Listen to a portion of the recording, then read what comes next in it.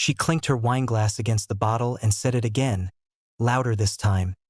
He times how long I'm at the grocery store, like a parole officer with a stopwatch. Laughter erupted. Not the good kind. The tight, guilty kind. The kind you hear when people aren't sure if something's funny or just cruel, but they don't want to be the only one not laughing. Paul stood there, one hand resting on the back of a faux leather barstool, the other holding a glass of room-temperature Chardonnay he hadn't touched. Diane was on her third glass of whatever imported label her boss liked to brag about. She leaned into her coworker's ear like they were sorority sisters and not two HR managers 5 drinks deep. He once installed a budget app on my phone. Said it was to help me track goals. Tracked me, all right. She pointed at Paul without looking, like he was a stray dog that wandered into frame during a photo shoot. He's sweet, though. Controlling, but sweet. That got a louder laugh. Even her boss chuckled. Paul didn't blink, just watched her mouth move like it belonged to someone else. He could see it clearly now. She needed this attention. Needed the little jabs, the staged self-deprecation, the passive-aggressive jokes disguised as party talk. He didn't feel rage. Not really. More like someone had turned down the volume on a song he used to like. Then Diane threw in the last jab. Let's just say I'm here tonight because he let me out of my cage. Her parents were there. Not right next to her, but close enough. Her mother let out a surprised laugh and muttered something to her husband. He didn't look amused. Paul raised his glass slowly, held it high enough that a few people turned toward him. You're right, he said, voice steady. We're not married. Silence. Cold. Immediate. Even the guy double-fisting shrimp cocktails stopped chewing. Diane blinked, the alcohol fog clearing just enough for a nervous grin to tug at her lips. Wait, what? He set the glass down, untouched. Enjoy the weekend trip. Then he turned, stepped out of the circle of warm yellow lights and perfumed laughter, and walked straight into the October night. No car keys jingling. No stomping. Just gone. The sound of the sliding patio door behind him was quieter than he expected. If you've made it this far, you're part of the 3% who actually care. Over 97% just listen without subscribing. Hit that subscribe button, it tells the team this work matters. No pressure. Just real talk. Paul didn't cry in the car. That would have been too easy. He didn't even turn the radio on. He just sat there for a moment, both hands resting on the wheel, the scent of cedar and old leather in the air. And he smiled. Not because it felt good. Didn't. He smiled because she'd finally said it in public. The thing she'd been hinting at for months. That he was a burden. A relic. And now she'd done him a favor. He drove home in silence, headlights slicing through mist. Parked in the driveway like he always did. Precisely between the cracks he'd caulked himself last spring. The porch light flicked on automatically. Inside, everything was exactly as he left it. Her coat on the banister. Her half-empty coffee mug by the sink. A crumpled CVS receipt next to the printer from her last errand. He walked past it all. Past the hallway photos, the anniversary frame she'd made on Shutterfly, the decorative key hook that held exactly 0 keys. Then he sat down at the dining table, opened his laptop, and created a new folder. It was empty for now, but he knew exactly what he was going to fill it with. Every detail, every slight, every moment she mistook his patience for permission. The blueprint was already in his head. And this time, he wasn't asking anyone for approval. The moment the front door clicked shut behind him, something shifted. Not like a snap, more like the slow turn of a gear that had been rusted in place for too long. Paul toed off his shoes like always, lined them neatly against the wall. He unbuttoned his jacket, hung it on the same hook it had always lived on. He moved like a man in a ritual. Except this time, he wasn't coming home. He was walking through the shell of something that used to be one. The house was too quiet, the way it gets when no one's pretending anymore. Her perfume still hung in the air upstairs. That faint chemical sweetness that used to mean she had somewhere nice to be. Lately, it meant she was already gone. He didn't go upstairs. He walked straight to the dining room, flipped open his laptop like it was a toolkit, logged in. No hesitation, no second-guessing, just muscle memory. He opened the finances folder first, something Diane never bothered with. She always said numbers stressed her out. But the stress had a funny way of vanishing whenever she wanted a new phone, another weekend retreat, or that quick spa day with her friends that always turned into 2 hotel nights and a weirdly unitemized credit card bill. Paul pulled up the joint checking account, cross-referenced it against the last 3 months of purchases. Then he opened their brokerage account, thankfully still under his name, as it had been before the marriage. The auto transfer Diane once asked him to enable was still active, bleeding $300 monthly into a small mutual fund for emergencies. Except none of the emergencies ever seemed to involve him. He clicked open the deed records, pulled up the refi agreement, confirmed what he already suspected. She had never signed the updated paperwork when he refinanced the house 2 years ago to lock in a better rate. She claimed she was too busy with onboarding at work. In truth, she'd never followed up. Her name wasn't on the new paperwork. He leaned back, exhaled slowly. No panic, no racing thoughts, just clarity. He created a new document, titled it plainly, Timeline of Disrespect. Line by line, memory by memory, he wrote, March 18th. She said the dinner I cooked was the kind of thing that gets served in prisons. April 2nd. I found a second Venmo account she never mentioned. Username, D Unfiltered. May 27th. She joked about how boring I was to her friends on a video call. I was within earshot. She knew. June 10th. $147 charge at a lingerie store in Atlanta. She said it was a gift for a bridal shower. We haven't been invited to a wedding in 2 years. July 4th.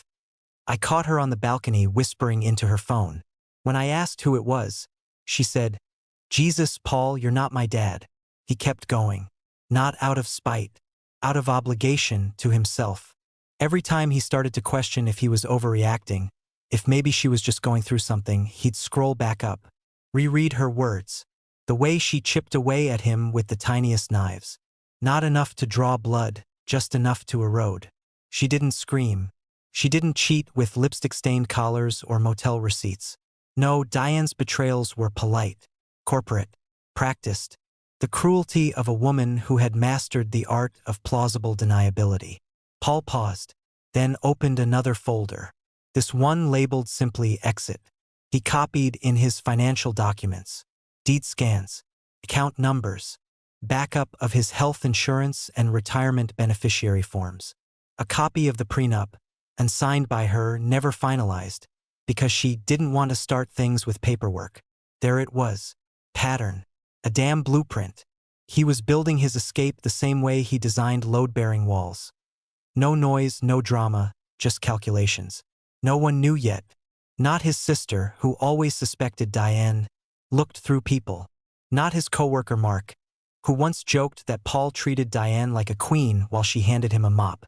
But they'd know soon enough. He opened a secure note on his phone. Wrote one sentence. Call Victor Monday morning. Victor was a lawyer.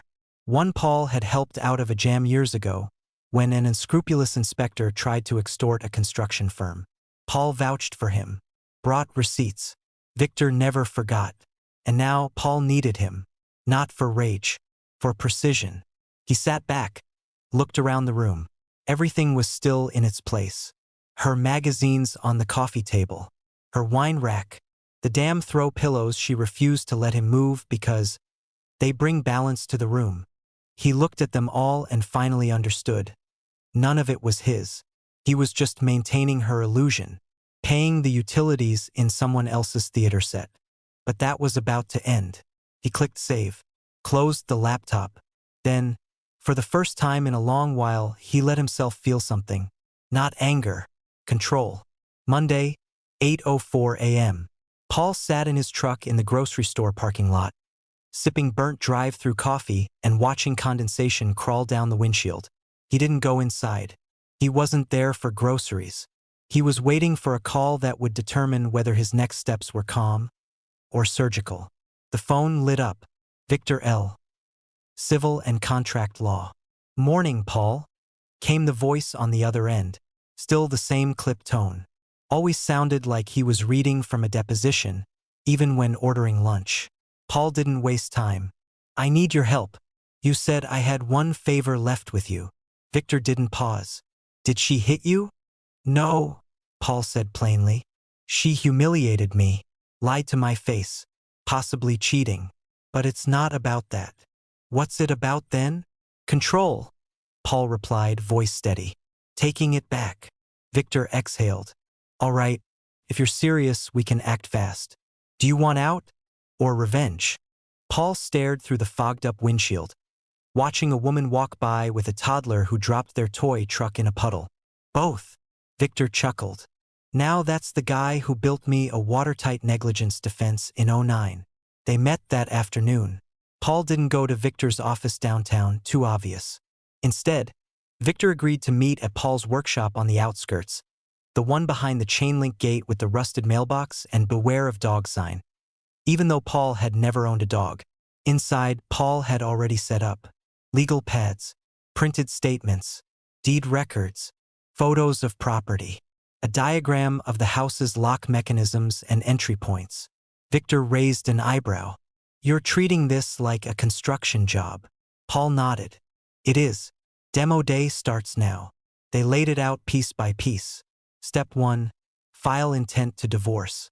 Not final. Not public. Just the opening shot. Enough to give Paul first-mover advantage if Diane tried to twist the narrative later. Step 2. Freeze all joint credit cards. Victor warned him. She'll notice immediately. Paul responded, good. Step 3. Transfer personal assets to private storage. Not furniture that would raise questions, but the important things, the tools he inherited from his grandfather. His father's cufflink box. A carved chessboard Diane always joked smelled like mildew, but was actually hand-cut maple. The real legacy. The real weight. Step 4. Install new locks. Paul already had the kits. Had them sitting in the garage since last winter when Diane said rekeying the house was paranoid. Now it was called preparation. Step 5. Retitle the house. She never signed onto the refinance paperwork. She'd shrugged it off at the time, waving her wine glass and saying, why does it matter whose name is on it? It's ours. But it mattered. Legally, the house was his and only his. All Victor needed was the paperwork. Victor leaned back after an hour and a half of precise plotting, flipped his pen closed and said, you're treating this like a controlled demolition. Paul looked up, face unreadable. That's the only kind I do. Victor gathered the folders. Do you want it to hurt her? Paul took a beat, then answered, I want her to remember every single thing she underestimated. That night, Paul returned to the house and started clearing the garage. He moved silently, box after box, labeling them not for her, but for himself: tools, Dad's workshop, inventory, storage, private. He wasn't hiding. He was reclaiming. Around midnight, he opened the attic door and pulled down the old travel duffel she never knew he kept. Inside, a prepaid debit card, a P.O. box key, a manila folder with a copy of every account Diane didn't know existed, the one with the name Landmark Structural Reserve Fund, his solo safety net. She thought it was a tax shelter. It wasn't. It was a lifeboat. And Paul? He was already rowing. By 2 a.m., the tools were loaded into his truck. A U-Haul trailer waited quietly behind the grocery store lot. He backed in, clicked everything into place, and drove it to a private facility 25 miles away. The same facility where Victor stored sensitive case documents. He left it there with a small note taped to the front. Private contents. Contact Victor L. He returned home, quiet as ever, and stood in the doorway. The same house, same air freshener, same rows of her high heels lined up like a Pinterest post. Except now the foundation had shifted. She would be gone for 3 more days. That was the deal. Her company retreat/girls trip, always conveniently scheduled right after a big win. Paul hadn't asked what the win was. Didn't care anymore. But now he was calculating, drafting, prepping. The blueprint wasn't just for escape. It was for reset. He poured a glass of water, sat at the kitchen table where she once laughed about his binder system for everything. He pulled out a new binder, labeled it Phase 2 Dismantle with Grace, and slid the first document into the sleeve. Paul wasn't just done. He was architecting the end. He wasn't looking for it. That was the part that hit him hardest later. There wasn't some grand act of espionage, no midnight snooping through drawers or phone apps. The iPad was just there, carelessly left on the kitchen counter like a half-drunk glass of wine. No password, no fingerprint lock, just a glowing screen with a message bubble hovering at the top. Trevor, don't forget to pack that black dress I like. Winky face? Paul stared at it for 2 seconds, maybe 3. Enough time to make a decision, but not enough to prepare for what he'd find. He tapped it open. Messages unfurled like rotten fruit, soft and slick with rot. Trevor, finally free for the weekend. Paul's being supportive. Ha, Diane? He doesn't ask anymore, just nods. It's almost boring how easy he is to trick. Then photos, not nudes, not the stuff that would have made a lesser man scream or cry or punch a wall. No, these were worse. A photo of Diane in the passenger seat of someone's Audi, her legs up on the dash, holding a to-go coffee in one hand and throwing a peace sign with the other. Smiling, loose, like a woman 20 years younger and 0 years married. Another one at a rooftop bar, a selfie with Trevor, his hand unmistakably on her thigh under the table. Then a voice note. Paul tapped it. The audio played right there in the stale quiet of their kitchen. Diane's voice, light and breathless. He just stood there like a loser, didn't even blink when I called him controlling. Bet he cried on the way home. I almost feel bad. Almost. Laughter. Hers. Trevor's. Then the clink of wine glasses. Paul paused the message. Listened again. Slower. He didn't feel the heat of betrayal. He felt something colder, like standing in a wind tunnel after a house fire, sifting through ashes that used to be photos. He picked up the iPad, walked over to the garage, opened his old laptop, the one with the cracked screen and the full-version audio recorder he used to use for inspection reports. He plugged the iPad in, backed up the entire contents to a fresh flash drive. He labeled the folder Diane_Lies, created a subfolder, Messages_Trevor, Photos_Unfiltered, Voice Notes, Metadata_Calendar Sync. She'd synced her calendar. Rookie mistake. Paul found 2 overlapping entries labeled Wellness Retreat, Do Not Call, and Client Dinner, Probable Overtime. He cross-referenced the dates. She had never been with clients, never been at the spa. She had been with Trevor, in Asheville, in Miami, in her boss's cabin upstate. He opened another app, downloaded her entire iMessage backup. The conversation history spanned months. A slow, sick chronicle of deception. But not just romantic, strategic. Diane wasn't just cheating. She was rehearsing. She tested lies like outfits, tried them on, adjusted the hem, tossed the ones that didn't fit. Paul scrolled through until he found an exchange from the week before. Trevor, you sure he won't freak if you're gone again? Diane, he's like a golden retriever. Loyal, predictable, and dumb enough to stay put. Paul copied that one into a standalone doc, enlarged the font, printed it out. No edits, no comments. Then he placed it neatly in his binder under the tab labeled Intentional Cruelty. He wasn't angry, not in the classic sense. He didn't rage or break things or scream into the dark. That would have given her too much credit, too much power.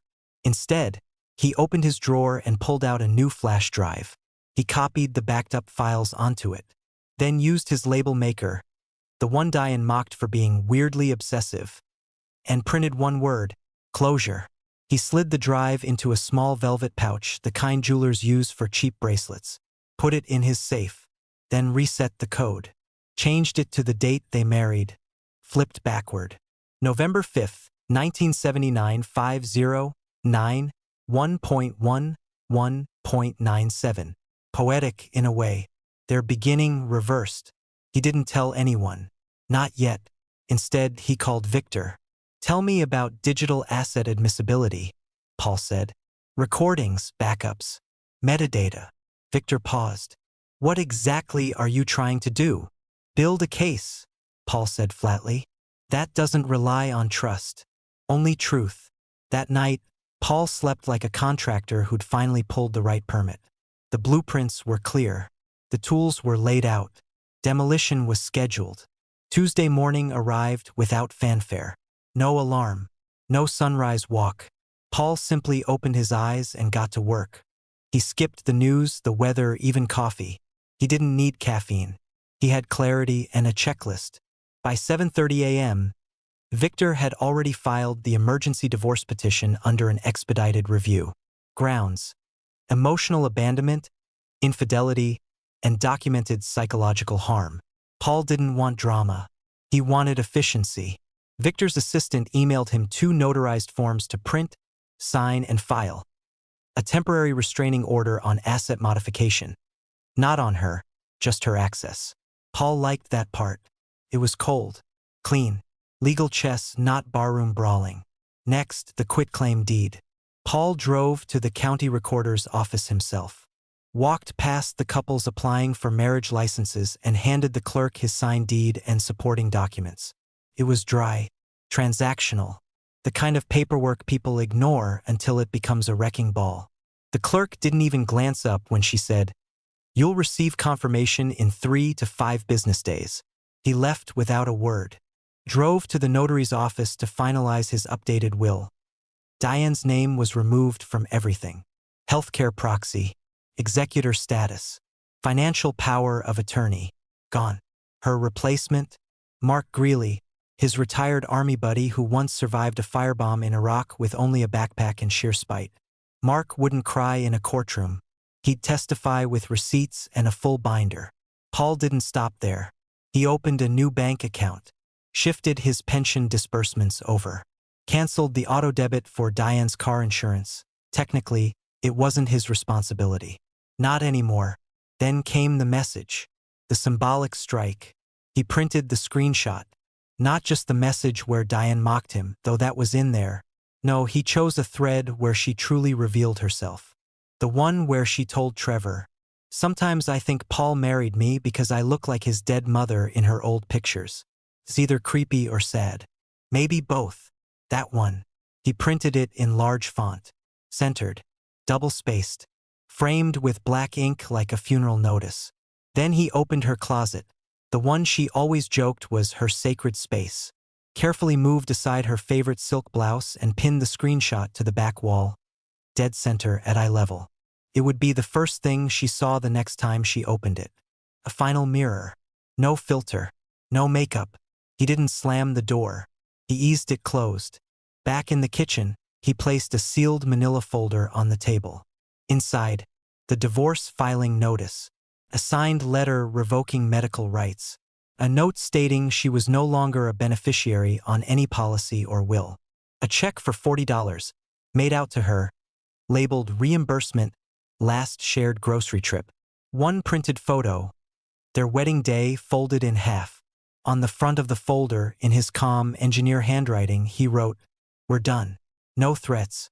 No begging. No, we need to talk. Just a period. Full stop."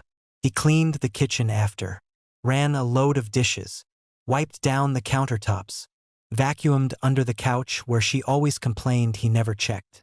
The house gleamed. Before locking up, he took one more step. He disabled her alarm pin and changed the door code, programmed her fob to trigger a silent camera alert the moment she used it. He wanted to see her face when she realized nothing belonged to her anymore. Not even the locks. Finally, Paul walked into the bathroom, shaved, showered, put on a clean shirt, not for her, for himself, because when Diane walked back into this house, she'd find it as immaculate as ever. But she'd no longer recognize the man who lived there. Saturday morning arrived with a cloudless sky and a kind of quiet that felt earned. Paul sat on the porch with a cup of black coffee, watching the condensation roll down the glass like time itself had decided to move slower for once. He wasn't reflecting. He was monitoring. At 9:14 a.m., her text came in. "Diane, hey, hope you're not too mad about last night. You know how I get. Having fun, miss you a little. Face blowing a kiss." Miss you a little. For words. Meant to sound light, affectionate, harmless. But all Paul read was, I assume you're still waiting for me. He stared at the screen for a second, then typed back. Paul, don't rush back. That was it. No emojis. No punctuation fireworks. Just a gentle nudge toward the edge of the cliff she didn't realize she was standing on. 6 minutes later, his phone rang. Unknown number. He almost ignored it, but something in his gut said it wasn't spam. Hello, Paul? The voice was shaky, nervous. It's Emily, Diane's sister. He leaned back, looked at the sky like it might have something to say. Hi, Emily. Diane called me last night after the party. Said you freaked out, that you stormed out and threatened her in front of everyone. Is that true? Paul let the silence hang just long enough for her heartbeat to race. Then he said, Did she mention Trevor? Emily's breath caught. Trevor. Paul stood up, walked back inside, each step deliberate. Yeah, Trevor. From her calendar, her messages, her hotel photos, the guy she's supportive for while she's out of town. Wait, what are you talking about? Her voice had dropped an octave. Now it was serious, frightened. Paul walked to his desk, opened the drawer, pulled out the flash drive labeled closure. I'm going to send you something, he said. It's not hearsay. It's not speculation. It's Diane. In her own words, in full color and high resolution. Paul, you called me, he interrupted. Now you get the truth. He hung up. He sent the email to Emily with the subject line, FYI, Family Matters. Attachment, Diane_threadscreens.pdf. Then, with the same calm, he opened a new email window, addressed it to Mr. Charles Redman, Diane's direct supervisor at the regional office. The same man who toasted her integrity and leadership last quarter in a company-wide memo. Subject line, professional conduct, documentation attached. Body, Mr. Redman, please find attached documentation that may inform future considerations regarding Diane W.'s conduct, particularly in how she references her employer, work-sponsored travel, and professional relationships during company events. I trust your HR department will act as they see fit. No response necessary. Regards, Paul W. No threats, no accusations, just facts. Organized, time-stamped, verified. He clicked send. It was a chess move most people don't expect from the quiet husband. The man who parks straight, pays on time, and apologizes when someone cuts in line. But Paul wasn't playing husband anymore. He was playing architect of fallout. And the foundation had already cracked. Less than an hour later, he got a reply. Not from Mr. Redman, but from the company's general HR inbox. We acknowledge receipt of your email. This matter is being reviewed. Thank you. That was all he needed. By noon, Paul had already disconnected Diane's cloud accounts from the shared Apple ID. She wouldn't notice until Monday, when she tried to sync her calendar or download the photos she took with Trevor. They would all be gone. Not erased, just no longer hers to access.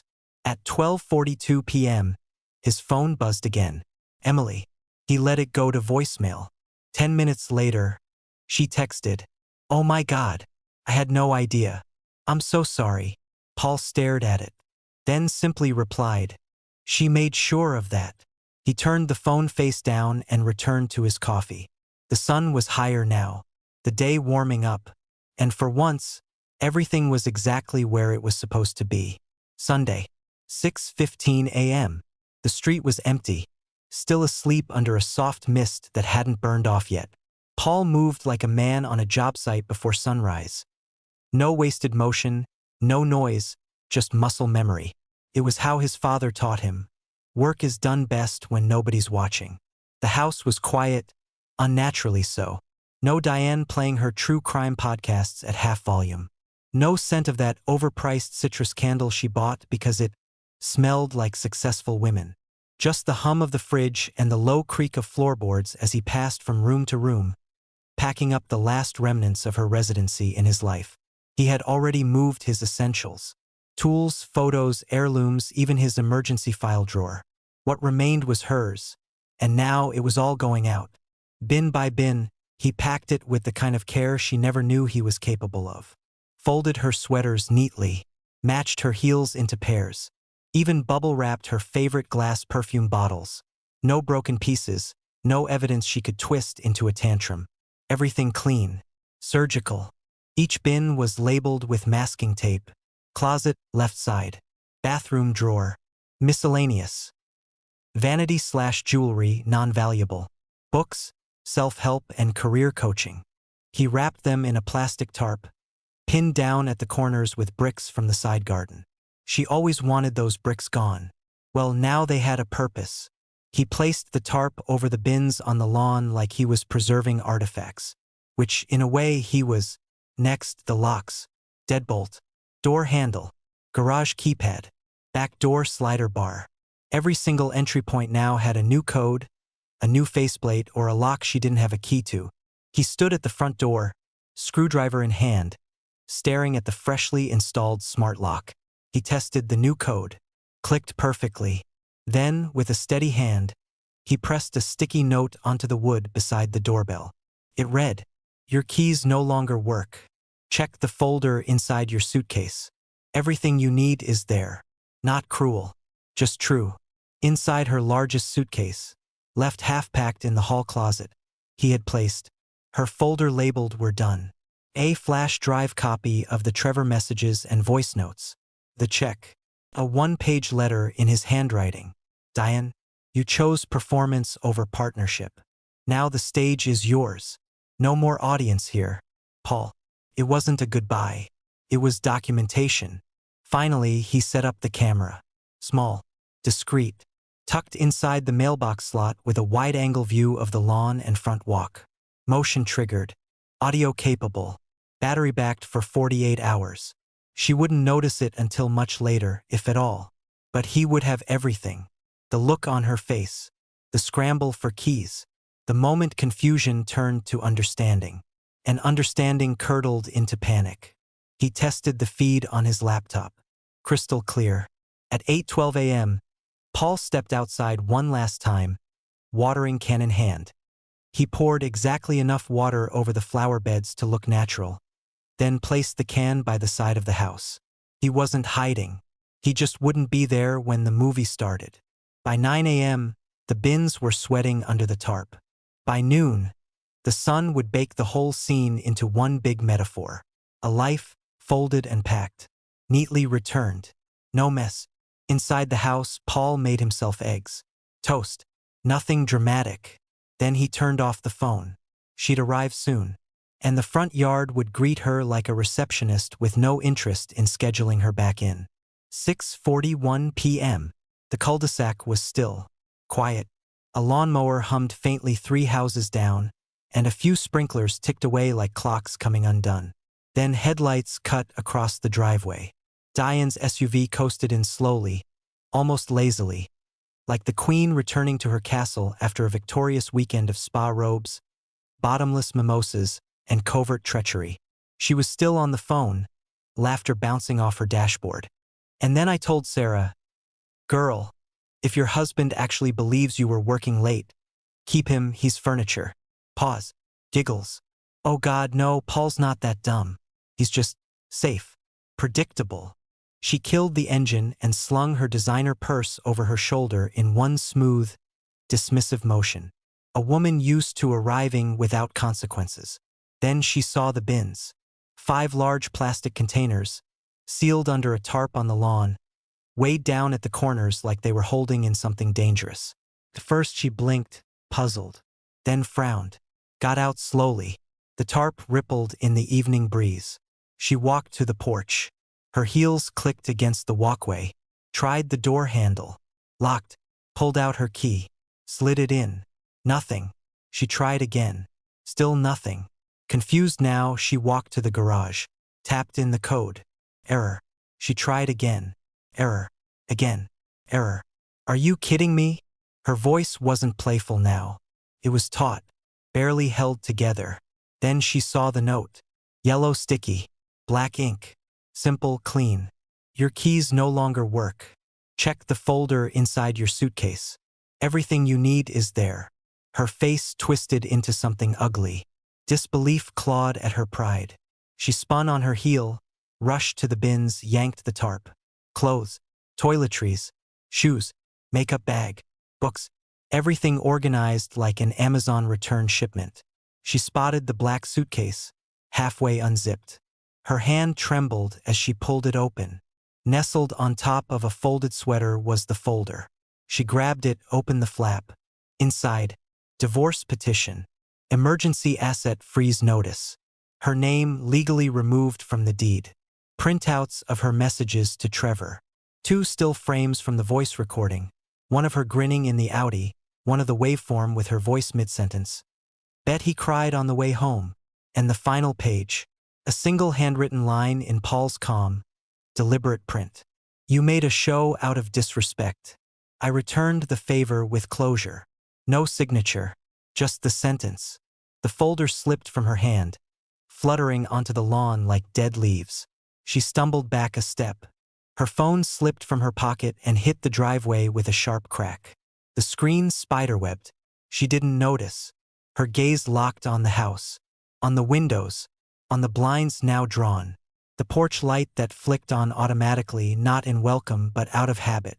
She rushed to the window beside the dining room, cupped her hands to peer inside. Nothing moved. No shadow. No silhouette. No hint of Paul. He was gone. Not just absent, gone. Not at a friend's.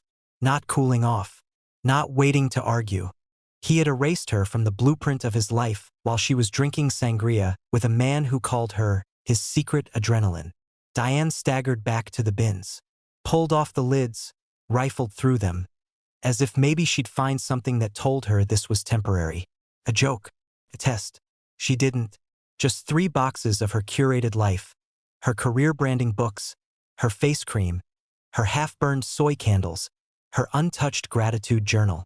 She sat down on the grass, high heels digging into the dirt. The neighbors didn't come out, but blinds shifted. Someone had seen. And Paul? He watched it all from the cabin. No sound, just the camera feed on his laptop. Her hands clutching at nothing, her voice muted, her pride disintegrating. He didn't smile. He just pressed record, saved the clip to a folder, labeled it, no revisions needed. Monday, 10:02 a.m. Diane sat in her car in the parking lot of her office building, engine running, music low. She hadn't even made it inside yet. The email came in before she could unbuckle her seatbelt. Subject: Administrative Leave Notification. From HR Department, Internal Ethics Division. Body: Due to a formal complaint and submitted documentation regarding recent public and internal statements, you are being placed on paid administrative leave effective immediately. Please refrain from entering the premises or contacting staff until further notice. HR will follow up with next steps regarding the ongoing investigation. She reread the email 3 times. Each word peeled a new layer off her dignity.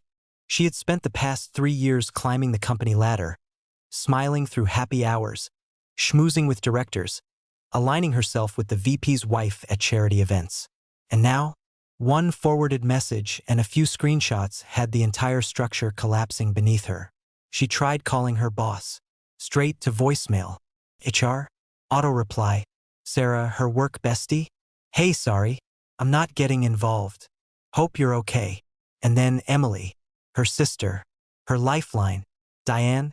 Can we talk? Please. Read. No reply. Then came the block. A message turned green. Her call went straight to user unavailable. Diane froze. Emily had never blocked her. Not even during their loudest teenage fights. Not even when Diane forgot her baby shower last year for a conference. She opened Trevor's thread. Still no reply from the 5 messages she'd sent the night before. Hey, what's going on? Can you call me, please? Are you seriously ghosting me?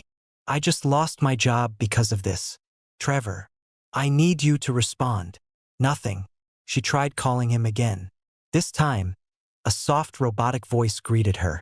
The number you are trying to reach has been disconnected or is no longer in service. She threw the phone onto the passenger seat.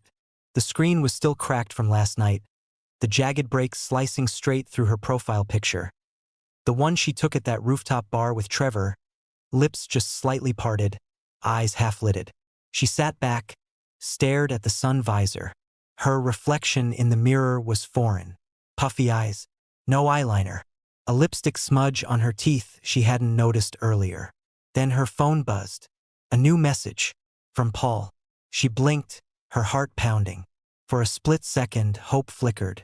Maybe he was willing to talk. Maybe this could be fixed. She opened it.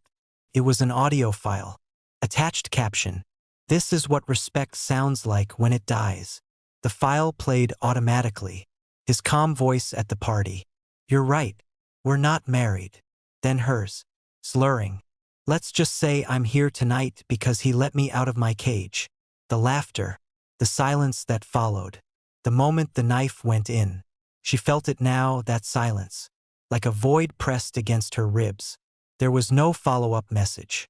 No invitation to explain. Just the mirror she never wanted to face. Sent straight to her phone. She didn't cry. Not immediately. She just sat there. Frozen in place. 10 more texts followed throughout the day, hers. Not his. I didn't mean any of that. It was a joke. Paul. Please. We need to talk. You're being cruel now. I didn't cheat. It was emotional. That's different. You were always distant. I just needed connection. This isn't who you are. You're not vengeful. You won't even respond? After everything. I'm falling apart. Is that what you wanted? You told me you loved me. You said forever. Paul. Please. No response. Her final act of desperation was a voicemail, recorded through jagged breaths. Paul, please. I messed up. Okay. I did. Panicked. I said awful things and I thought you didn't care anymore. But you were always there. You never left. Please. Let's talk. Just talk. I need you. He listened to it once. No emotion on his face. Then archived it into a folder titled Echoes and backed it up. Just in case. Then he turned the volume down and went back to his book. The silence on his end wasn't passive. It was deliberate. Because the opposite of love wasn't hate. It was nothing. The dock creaked under his boots as Paul stepped onto the worn planks. A thermos of coffee in one hand and his old tackle box in the other. The lake was still perfectly mirrored. October hadn't fully taken the leaves yet, but the reds and golds had started to show around the edges. He hadn't been out here in almost 2 years. Always something. Diane's work events. Her mother's birthday dinners. Weekend trips that required his help packing, planning, dog-sitting. Every time he blocked out a morning for himself, something came up that needed him more. But not today. Today there was nothing left to cancel. He climbed into the boat, shoved off with a quiet push of his boot. The motor coughed once, then hummed. Within minutes he was far enough from shore that the house was just a smudge behind the trees. He let the anchor drop. The thunk of metal against water was the loudest sound for miles. Then he cast his line. No music. No news. No Diane's voice asking if he really had to go out in the middle of nowhere to play Wilderness Man. Just birdsong. Wind. The gentle slap of water against fiberglass. Then the phone pinged. He reached into the side pocket of the cooler and pulled it out. One message. Her name still saved as Diane Home. Funny how long you keep the label, even when the meaning's been gone for years. Diane, please. Just tell me why. 7 words. Final, desperate. One last tug on the line. Paul didn't answer right away. He took a sip of coffee. Adjusted the brim of his hat. Looked out across the water where a heron stood silently at the bank, watching him like a ghost. Then he typed slowly. You told the world I was controlling. I decided to take control of my life. No punctuation at the end. Just that. He hovered for a second, then hit send. The little delivered tick appeared. He stared at the screen for another beat. Then, without a pause, he leaned over the edge of the boat and let the phone go. It slipped from his fingers without splash or ceremony. Sank straight down into the green, disappearing like it had never existed. No backup. No cloud sync. No forwarding. Whatever came next didn't need a phone. He leaned back in the boat, felt the quiet settle into his bones. Somewhere far off, a car door slammed. Not his, not hers. He cast again. The lure danced across the surface like nothing had ever been broken. And for the first time in years, there was no list in his mind. No calendar. No passive-aggressive texts. No defensive explanations waiting to be typed. Just water and silence, and a man finally living on his own terms.